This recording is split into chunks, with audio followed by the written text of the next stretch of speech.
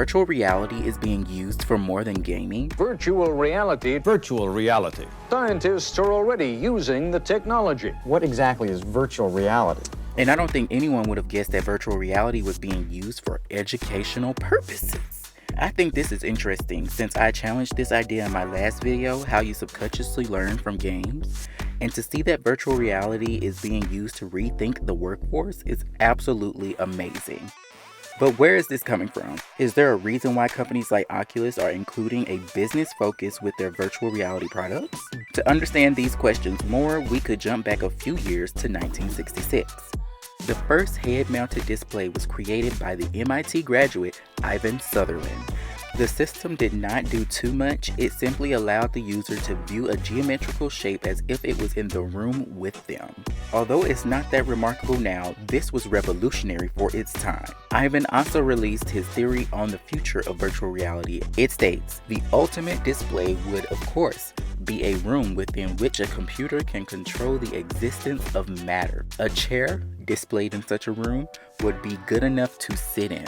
Handcuffs displayed in such a room would be confining, and a bullet displayed in such a room would be fatal.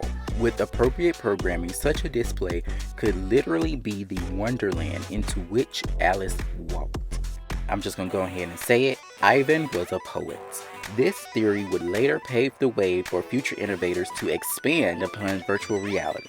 Many people would come along and contribute to the virtual reality dream, and roughly about 30 years later, another pioneer comes along, and his name would be Jonathan Waldron. John Waldron was a visionary. The fact of the matter is, in virtual reality, there is no limit to what we can do. We can be anywhere, anytime, any place. And it's really, that's the issue. It's total escapism. He saw a future with virtual reality and the need to interact in 3D space, which was how he got his start. See a need, feel a need. You've done it! See a need, fill a need. That's it, Dad. I have to look for...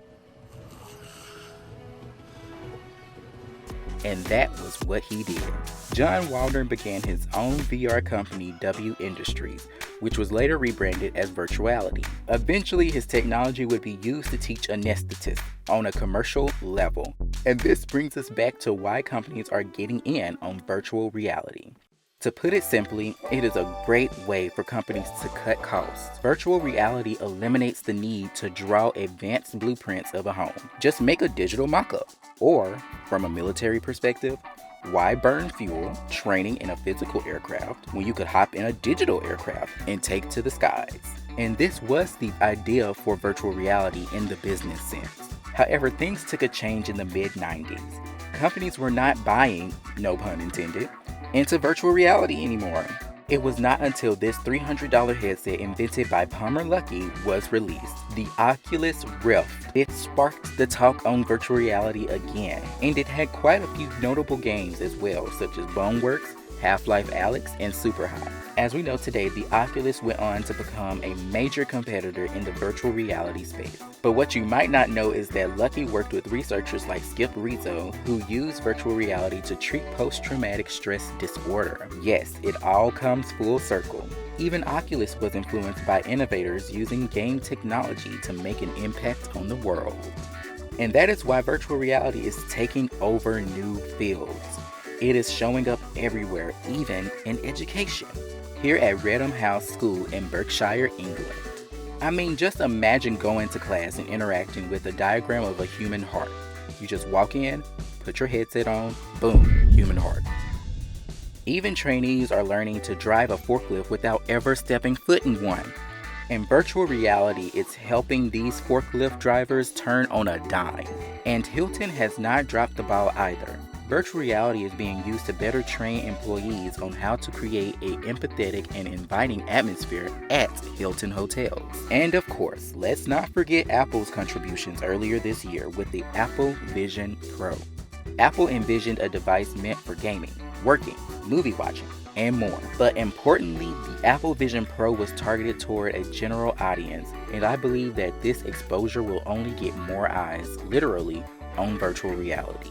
and help to expand the world of gaming. Virtual reality has come a long way since its conception, from a headset that only shows the outlines of squares to squares you can cut in half to the beat. What other changes will we see in the gaming world? You never know. You just might see Minecraft in museums.